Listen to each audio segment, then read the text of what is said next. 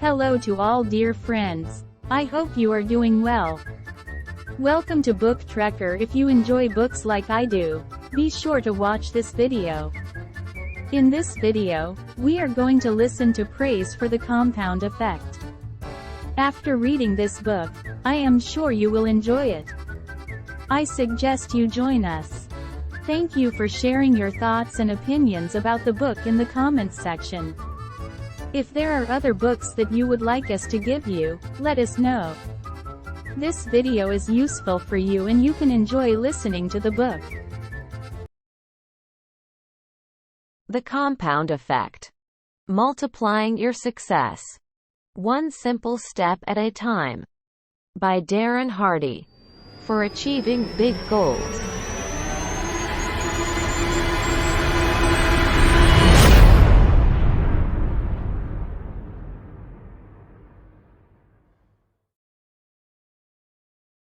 Chapter 4. Momentum. I'd like to introduce you to a very good friend of mine. This friend, also close to Bill Gates, Steve Jobs, Richard Branson, Michael Jordan, Lance Armstrong, Michael Phelps, and every other superachiever, will impact your life like no other. I'd like to introduce you to Mo, or Big Mo, as I like to call it. Big Mo is, without doubt, one of the most powerful and enigmatic forces of success. You can't see or feel Mo, but you know when you've got it. You can't count on Mo showing up to every occasion, but when it does, wow! Big Mo can catapult you into the stratosphere of success. And once you've got Mo on your side, there's almost no way anyone can catch you. I'm excited about this chapter. When you implement the ideas outlined ahead, your payoff will be 1,000 times, or more, what you paid for this book. Seriously, these ideas are big. Harnessing the power of Big Mo. If you remember your high school physics class, you do, don't you? You'll recall Newton's first law, also known as the law of inertia. Objects at rest tend to stay at rest unless acted on by an outside force. Objects in motion tend to stay in motion, unless something stops their momentum. Put another way, couch potatoes tend to stay couch potatoes.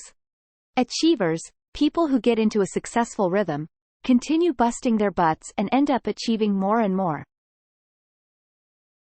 It's not easy to build momentum, but once you do, look out. Do you remember playing on merry-go-rounds when you were a kid? A bunch of your friends piled on, weighing the thing down and then chanted as you worked to get the thing moving. Getting started was slow going. The first step was always the hardest, getting it to move from a standstill. You had to push and pull, grimace and groan and throw your entire body into the effort. 1 step, 2 steps, 3 steps. It seemed like you were getting nowhere. After a long and hard effort, finally you were able to get up a little bit of speed and run alongside it. Even though you were moving, and your friends were cheering louder, to get the speed you really wanted, you had to keep running faster and faster, pulling it behind you as you ran with all your might. Finally, success! You jumped on and joined your friends in the joy of feeling the wind in your face and watching the outside world turn into a smear of colors. After a while, when the merry-go-round started to slow down, you'd hop off and run alongside for a minute to get the speed back up, or you could simply give it a couple good pushes and then hop back on. Once the merry-go-round was spinning at a good clip, momentum took over, making it easy to keep it going. Adopting any change is the same way. You get started by taking one small step, one action at a time. Progress is slow, but once a newly formed habit has kicked in, Big Mo joins the party. Your success and results compound rapidly. See Figure 8. The same thing happens when a rocket ship launches. The space shuttle uses more fuel during the first few minutes of its flight than it does the rest of the entire trip. Why? Because it has to break free from the pull of gravity. Once it does, it can glide in orbit. The hard part? Getting off the ground. Your old ways and your old conditioning are just like the inertia of the merry-go-round or the pull of gravity. Everything just wants to stay at rest. You'll need a lot of energy to break your inertia and get your new enterprise underway. But once you get momentum, You will be hard to stop, virtually unbeatable, even though you're now putting out considerably less effort while receiving greater results. Ever wonder why successful people tend to get more successful? The rich get richer, the happy get happier, the lucky get luckier. They've got Mo. When it rains, it pours. But momentum works on both sides of the equation. It can work for you or against you. Since the compound effect is always working, negative habits, when left unchecked, can build up steam and send you into a tailspin of unlucky circumstances and consequences. That's what our friend Brad from Chapter 1 experienced. He gained 33 pounds with a few small bad habits, and experienced major job and marriage stress because of the negative momentum those habits generated. The law of inertia says objects at rest tend to stay at rest. That's the compound effect working against you. The more time you spend sitting on that couch watching 2.5 Men, the harder it will be for you to get up and get moving.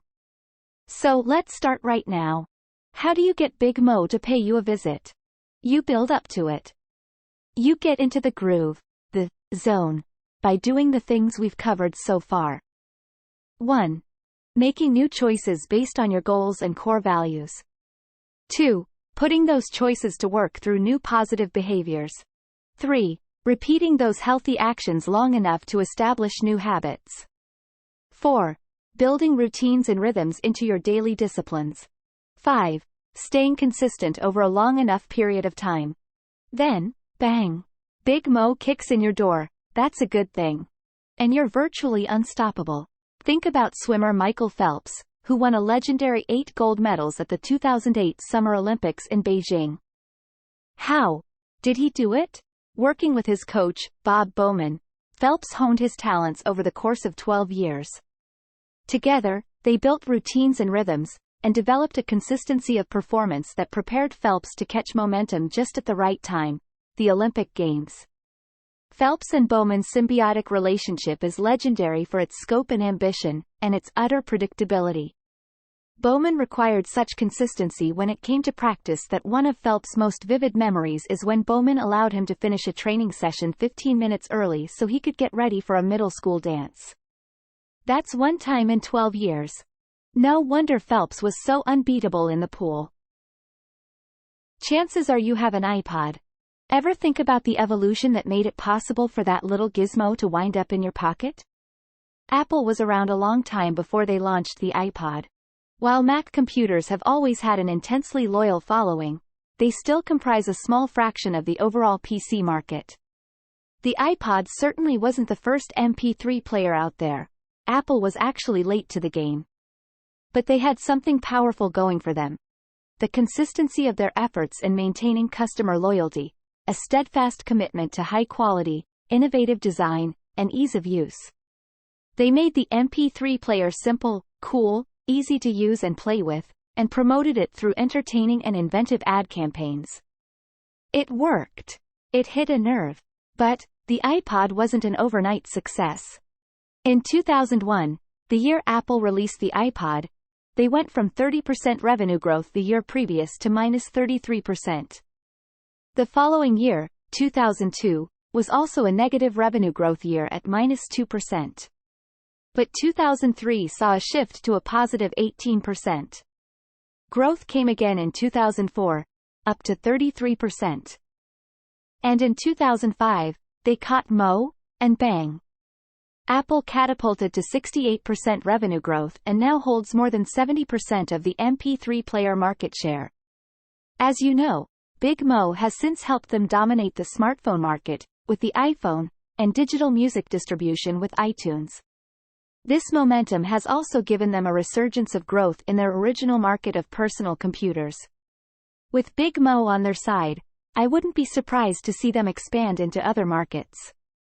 Google was a small, struggling search engine for a while. Today it, too, owns more than 60% of its market. YouTube, the video sharing space created in February 2005, officially launched in November of that year. But it wasn't until they featured the Lazy Sunday digital short that originally aired on Saturday Night Live that people started going to YouTube in huge numbers to find it. That YouTube video clip went viral. It got more than 5 million views before NBC asked to have it taken down. Then, there was no way to catch them. They had Mo. Today YouTube owns more than 60% of the video market. Google caught up with YouTube's two young founders and paid them $1.65 billion to buy their Mo. Wow! What do Michael Phelps, Apple, Google, and YouTube have in common? They were doing the same things before and after they achieved momentum. Their habits, disciplines, routines, and consistency were the keys that unlocked momentum for each. And they became unstoppable when Big Mo showed up to their party. Routine power. Some of our best intentions fail because we don't have a system of execution. When it comes down to it, your new attitudes and behaviors must be incorporated into your monthly, weekly, and daily routines to affect any real, positive change. A routine is something you do every day without fail, so that eventually, like brushing your teeth or putting on your seatbelt, you do it without conscious thought. Similar to our discussion in the habits section, if you look at anything you do that's successful, you'll see that you've probably developed a routine for it. These routines ease life stresses by making our actions automatic and effective. To reach new goals and develop new habits, it's necessary to create new routines to support your objectives. The greater the challenge, the more rigorous our routines need to be. Ever wonder why military boot camp is so hard, where relatively minor tasks like making the bed, shining your shoes, or standing at attention become over-the-top important? Building routines to prep soldiers for combat is the most effective way to elicit efficient, productive, and reliable performance under intense pressure. The seemingly simplistic routines built and developed during basic training are so exact that soft, fearful, slovenly teenagers are transformed into lean, confident, mission-driven soldiers in only 8 to 12 weeks. Their routines are so well rehearsed that these young soldiers can instinctively act with precision in the middle of the chaos of combat. That intense level of training and practice prepares soldiers to carry out their duties, even under the threat of imminent death. Now, your days might not be as dangerous, but without the proper routines built into your schedule, the results of your life can be unruly and unnecessarily hard. Developing a routine of predictable, daily disciplines prepares you to be victorious on the battlefield of life. Golfer Jack Nicklaus was famous for his pre-shot routine. He was religious about the dance he would do before every shot, a series of routine mental and physical steps that got him fully focused and ready for the shot. Jack would start out behind the ball, and then pick out one or two intermediate spots between the ball and the target. As he walked around and approached the ball, the first thing he would do is line up his club face to his intermediate target. He wouldn't put his feet into position until he felt he had his club face properly squared up. Then he would take his stance. From there, he would waggle the club and look out to his target, then back to his intermediate target and back to the golf club, with a repeat of the view. Then, and only then, would he strike the ball. During one of the important majors, a psychologist timed Nicklaus from the moment he pulled the club out of the bag until the moment he hit the ball, and guess what? In each shot, from the first tee to the 18th green, the timing of Jack's routine supposedly never varied more than 1 second. That is amazing. The same psychologist measured Greg Norman during his unfortunate collapse at the 1996 Masters. Lo and behold, his pre-shot routine got faster and faster as the round progressed. Varying his routine stunted his rhythm and consistency. He was never able to catch momentum. The moment Norman changed his routine, his performance became unpredictable and his results erratic. Football kickers likewise cherish their pre-kick routines, which allow them to get into sync with the thousands of times they have done this same action. Predictably, without a pre-kick routine, their performance under time pressure greatly diminishes. Pilots go through their pre-flight checklist. Even when a pilot has logged thousands of hours and the plane just came in with a perfect performance review from a previous destination, the pilot goes through a pre-flight checklist every time without fail. This not only prepares the plane, but, more important, centers the pilot and prepares him for the upcoming performance. Of all the high achievers and business owners I've worked with, I've seen that, along with good habits, each has developed routines for accomplishing necessary daily disciplines. It's the only way any of us can predictably regulate our behavior. There simply isn't any way around it. A daily routine built on good habits and disciplines separates the most successful among us from everyone else. A routine is exceptionally powerful. To create profitable and effective routines, you must first decide what behaviors and habits you want to implement. Take a moment to review your goals from Chapter 3, as well as the behaviors you want to add and subtract. Now it's your turn to be Jack Nicklaus and figure out your best pre-shot routine. Be intentional about what components belong. Once you establish, say, a morning routine, I want you to consider it cast in concrete until further notice. You get up. You do it. No argument. If someone or something interrupts you, start back at the beginning to anchor your foundation for the performance that follows. Bookend your days. The key to becoming world-class in your endeavors is to build your performance around world-class routines. It can be difficult, even futile, to predict or control what will show up in the middle of your workday. But you can almost always control how your day starts and ends. I have routines for both. I'll share aspects of each here to give you some ideas and to help you better understand the power and importance of building your new behaviors into disciplined routines. Starting with my goals in mind, I designed my behaviors and routines accordingly. Perhaps in sharing some of what works for me, you'll identify strategies you'd like to try. Rise and shine. My morning routine is my Jack Nicklaus pre-shot preparation. It sets me up for the entire day. Because it happens every morning. It's locked in and I don't have to think about it. My iPhone alarm goes off at 5 a.m. Confession, sometimes, 5:30 a.m. And I hit the snooze button. Then I know I have 8 minutes. Why 8? I have no idea. Ask Steve Jobs. He programmed it. During those 8 minutes I do 3 things. First, I think of all the things I'm grateful for. I know I need to attune my mind to abundance. The world looks, acts, and responds to you very differently when you start your day with a feeling and orientation of gratitude for that which you already have. Second, I do something that sounds a bit odd, but I send love to someone. The way to get love is to give it, and one thing I want more of is love. I give love by thinking of one person, anyone. It could be a friend, relative, coworker, or someone I just met in the supermarket. It doesn't matter. And then I send them love by imagining all that I wish and hope for them. Some would call this a blessing or a prayer. I call it a mental love letter.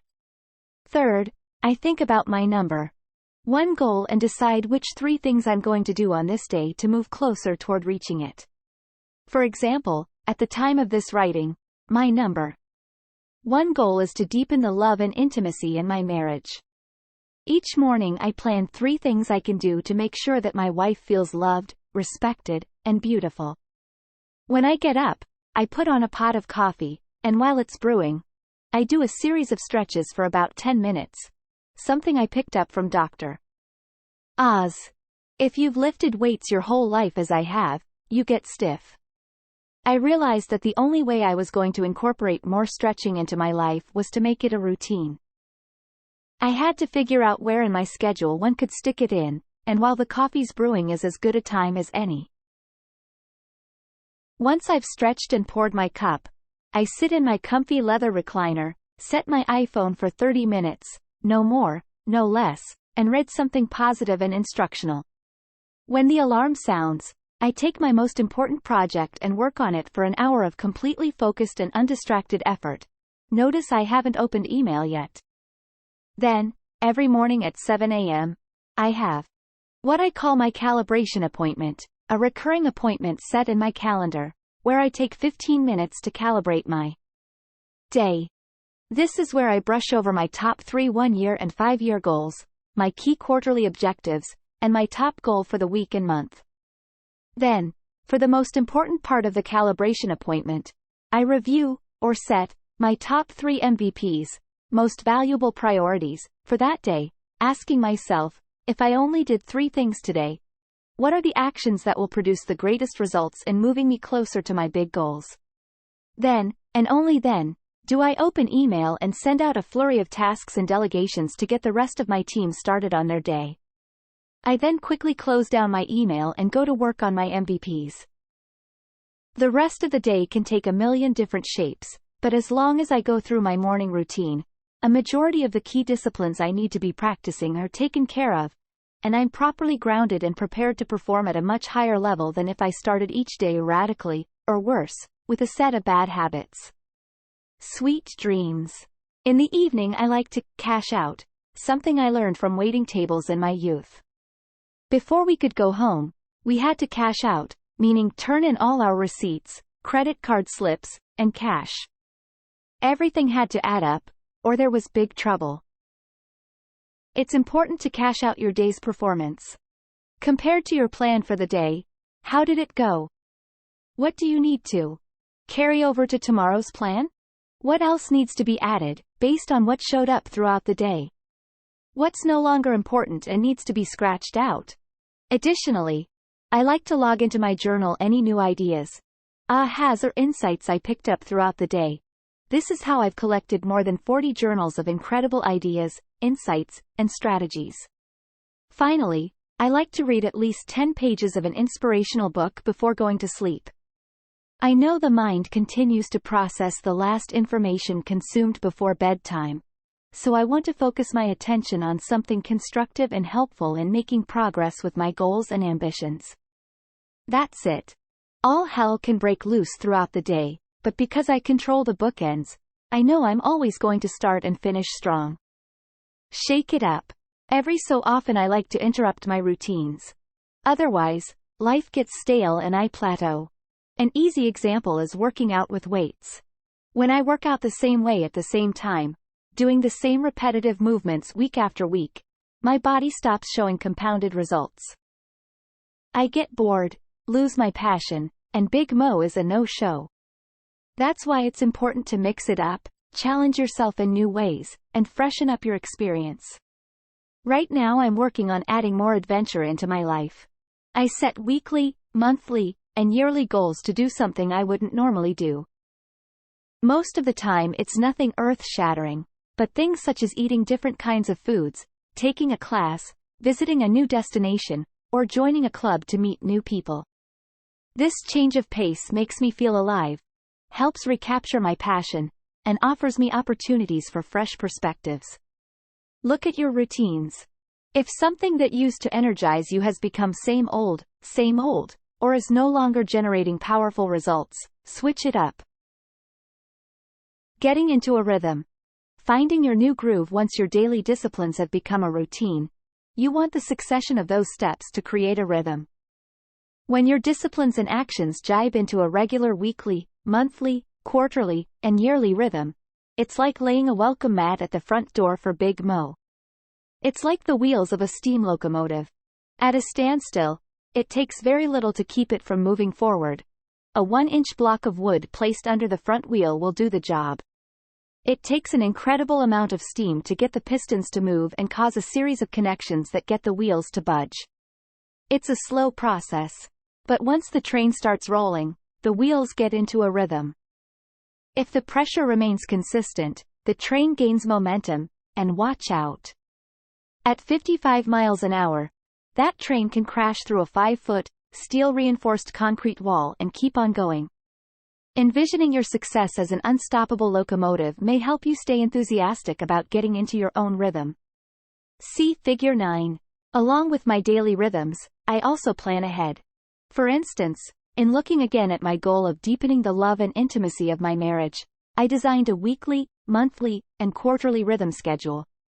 Doesn't sound too romantic, I know. But maybe you've noticed that, even when something's a high priority for you, if it isn't scheduled on your calendar, it often doesn't happen, right?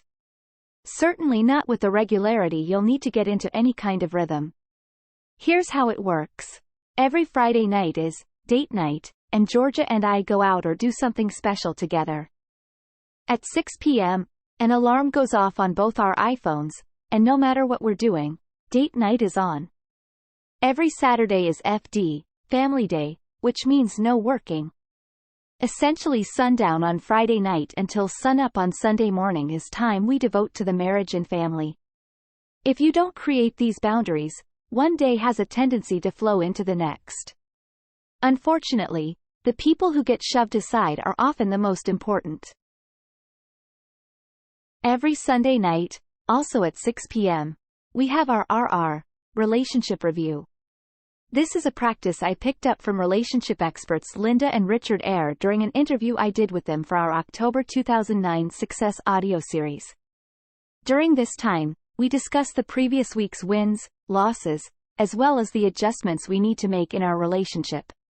We start the conversation by telling each other a few things we have appreciated about the other during the previous week. It's helpful to start with the good stuff. Then, using an idea I picked up from my interview with Jack Canfield, we ask each other, on a scale of 1 to 10, 10 being the best, how would you rate our relationship this week? This gets the discussion of wins and losses flowing. Oh, boy. Then we discuss the adjustments that need to be made through this follow-up question.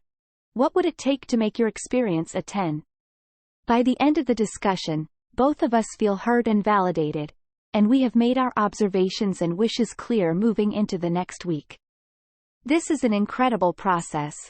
I highly recommend it, if you dare. Every month, Georgia and I also schedule something unique and memorable. Jim Rohn taught me that life is simply a collection of experiences. Our goal should be to increase the frequency and the intensity of the good experiences. Once a month, we try to do something that creates an experience that has some memorable intensity. It could be driving up to the mountains, going on an adventurous hike, driving up to Los Angeles to try a new fancy restaurant, going sailing in the bay, whatever. Something out of the ordinary that has a heightened experience and creates an indelible memory. Once a quarter we plan a 2 to 3 day getaway. I like to do a quarterly review of all my goals and life patterns, and this is a great time to do a deeper check-in on how things are going in our relationship. Then we have our special travel vacation, plus our holiday traditions and our New Year's hike and goal-setting ritual.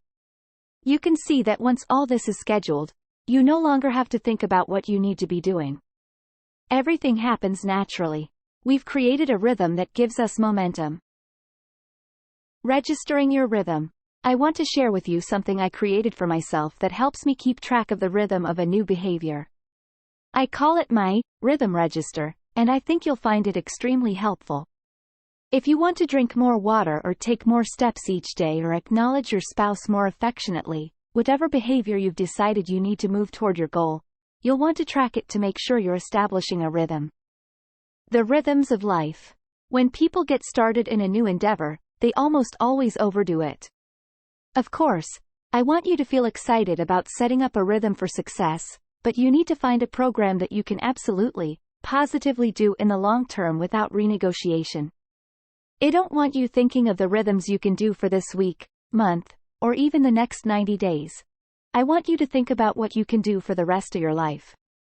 The compound effect, the positive results you want to experience in your life, will be the result of smart choices and actions, repeated consistently over time. You win when you take the right steps day in and day out. But you set yourself up for failure by doing too much too soon. A friend to the success team, who will remain unnamed to protect the guilty, decided after seeing a picture I'd posted of him on Twitter that he was going to get in shape. This was a massive shift of lifestyle for him. On the job, he sits for at least 12 hours a day, and he hates to exercise. Previously, he'd explained that he would find ways of avoiding using certain dishes or accessing files if it required him to squat and bend down to get them. That's how much of an aversion he had to physical activity. Still, he made a resolution to get in shape. He joined a gym, hired a personal trainer, and began working out 2 hours a day, 5 days a week. Richard, let's call him. I said, that's a mistake. You will not be able to maintain that commitment and will eventually stop doing it. You're setting yourself up for failure. He pushed back, assuring me that he'd changed forever. Even his trainer had recommended the intense push. I'm committed, he said. I want to be able to see my abs. Richard, what's your real goal? I asked him. I knew he wasn't gunning to be on the cover of Men's Fitness. I want to be trim. I want to be healthy, he told me. Why? I asked. I want vitality. I want to be here long enough to see my kids. Have kids, he replied. These were his real, meaningful motivations. Richard wanted to be in it for the long haul. That meant he was signing on not for bikini season, but a long-term commitment to fitness. Okay, I said. You've convinced me. But you're overdoing it. You're going to get 2 or 3 months down the road, and you're going to say, I don't have 2 hours to work out, so I guess I can't do it today. That's going to happen to you over and over again. Working out 5 days a week will turn into 2 or 3, and you'll get discouraged. Soon it will be over. I know you're really fired up right now, so let's do this. Do your 2 hours a day, 5 days a week. For now. Takes a lot of steam to get the wheels to budge from the inertia. But don't do it longer than 60 or 90 days. Then, I want you to scale it down to an hour or an hour and 15. You can still do your 5 days a week, but I would probably encourage you to go 4. Do that another 60 to 90 days. Then I want you to consider an hour a day for a minimum of 3 days a week, 4 if you're feeling extra spry. That's the program I want you to work toward, because if you don't get into something you can maintain, you won't do it at all. I really had to struggle to get Richard to comprehend this because, at that moment, he was all gung-ho. He thought he was going to be able to stick with his new routine for a lifetime. For someone who's never worked out, to start working out 2 hours a day, 5 days a week, is a surefire dead end. You have to build a program that you can do for 50 years, not 5 weeks, or 5 months. It's okay if you go strong for a while, but you've got to see light at the end of the tunnel where you can start scaling it back. You can always find 45 minutes to an hour a few times a week, but to find 2 hours, 5 days a week, to make your routine work, that'll never happen. Remember, consistency is a critical component of success. The power of consistency. I've mentioned that if there's one discipline that gives me a competitive advantage, it's my ability to be consistent. Nothing kills Big Mo quicker and with more certainty than a lack of consistency. Even good, passionate, and ambitious people with good intentions can fall short when it comes to consistency. But it's a powerful tool you can use to launch the flight toward your goals. Think of it like this. If you and I flew planes from Los Angeles to Manhattan, but you took off and landed in every state in between. While I flew straight through, even if you went 500 miles per hour in the air and I only traveled at a rate of 200 miles per hour, I'd still beat you by a big margin. The time and energy it takes for you to repeatedly stop and start and get back to momentum make your trip at least 10 times as long. In fact, most likely you wouldn't even make it. You'd run out of fuel, energy, motivation, belief, will, at some point. It's far easier and requires a lot less energy to take off once and maintain a regular speed, even if slower than most everyone else, all along the way. The pump well. When you start thinking about slacking off on your routines and rhythms, consider the massive cost of inconsistency. It is not the loss of the single action and tiny results it creates. It is the utter collapse and loss of momentum your entire progress will suffer. Think of a hand-pumped water well, which uses a pipe to draw water up from the water table several feet underground. To get the water to the surface, you have to pump the well's lever to create the suction that brings the water above the ground and out of the spout. When most people start a new endeavor, they grab the lever and start pumping really hard. Just as Richard was with his plan to get fit, they're excited and committed. They pump and pump and pump, but after a few minutes, or a few weeks, when they don't see any water, results, they give up pumping the lever altogether. They don't realize how long it takes to create the vacuum needed to suck the water into the pipe and eventually out of the spout and into their bucket. Just like the merry-go-round, rocket ship, or steam engine breaking free of inertia, it takes time, massive energy, and consistency to pump water. Most people give up, but wise people continue to pump. Those who persevere and continue to pump the lever will eventually get a few drops of water. This is when a lot of people say, "You've got to be kidding me. All this pumping, and for what? A few measly drops." Forget it. Many people throw their hands up in defeat and quit, but wise people persist further. And here's where the magic happens. If you continue to pump, it doesn't take long before you'll get a full and steady stream of water. You have your success. Now that the water is flowing, you no longer need to pump the lever as hard or as quickly. It becomes easy, actually. All you have to do to keep the pressure steady is to just pump the lever consistently. That's the compound effect. Now, what happens if you let go of the lever for too long? The water falls back down into the ground, and you're back to square one. If you try to pump the lever easily and steadily, you won't get any water. Mo is gone. Water is at the bottom. The only way to get it back up is to pump it really hard all over again. That's how most of us lead our lives, in fits and starts. We get a new business venture going, and then cut out on vacation. We start up a routine of making 10 prospecting calls a day, strike a little gold, and then shift into neutral. We get hopped up about our new date night routine with our spouse, but in a few weeks, it's back to Netflix and microwave popcorn on the couch Friday nights. I see people buy a new book, sign up for a new program or seminar, and go like crazy for a couple of weeks or months. Then they stop and end up right back where they started. Sound familiar? Miss only a couple weeks of anything. Workouts at the gym, affectionate gestures toward your spouse, or the phone calls that are part of your prospecting routine, and you don't just lose the results those 2 weeks would have produced. If that's all you lost, which is what most people assume, not much damage would be done. But by slacking off for even a short time, you killed Mo. It's dead. And that's a tragedy. Winning the race is all about pace. Be the tortoise. The person who, given enough time, will beat virtually anybody in any competition as a result of positive habits and behaviors applied consistently. That'll put the mojo in your momentum. And keep it there. Making the right choice. Holding to right behaviors. Practicing perfect habits. Staying consistent. And keeping your momentum is easier said than done, especially in the dynamic, constantly changing, and always challenging world we share with billions of other people. In the next chapter I will discuss the many influences that, mostly unknowingly, can help or hinder your ability to succeed. These influences are pervasive, persuasive, and constant. Learn how to use them or you might end up losing because of them. Let me show you how. Put the compound effect to work for you. Summary action steps. 1.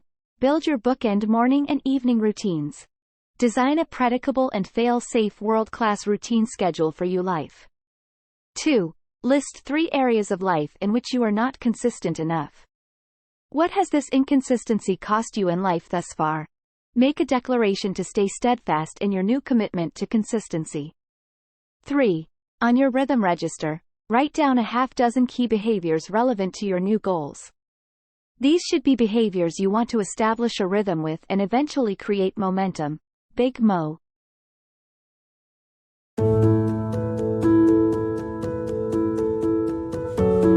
Thanks for watching.